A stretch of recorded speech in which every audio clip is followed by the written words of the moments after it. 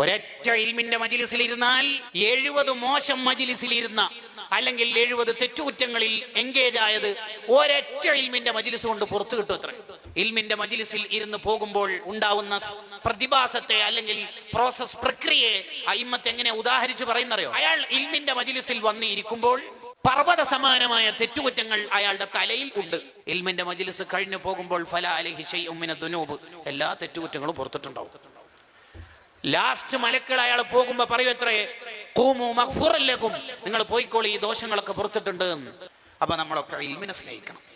ആഖിറത്തിലെത്തുമ്പോ പരാജയപ്പെട്ടവരുടെ സൊഫുകൾ നോക്കിയിട്ട് അല്ലാഹു ചോദിക്കും, ഈ കൂട്ടത്തിൽ ആരെങ്കിലും ഇൽമിന്റെ മജ്ലിസിൽ പങ്കെടുത്തവരുണ്ടോ? ആ ഉണ്ടല്ലോ, എന്നാ പിന്നെ വേറൊന്നും നോക്കണ്ട, അവരങ്ങോട്ട് സ്വർഗത്തിലേക്ക് വിട്ടേക്ക്. കണ്ടോ, ഇൽമിന് അത്രയും വലിയ പവറാണ്. അതാണ് അഹ്മദ് ബിൻ ഹംബൽ റളിയല്ലാഹു അൻഹു ചോദിച്ചത്, ഇൽമു പഠിക്കുന്നതിനേക്കാൾ ശ്രേഷ്ഠമായ ഒരു കാര്യം ലോകത്ത് എന്താ ഉള്ളത്?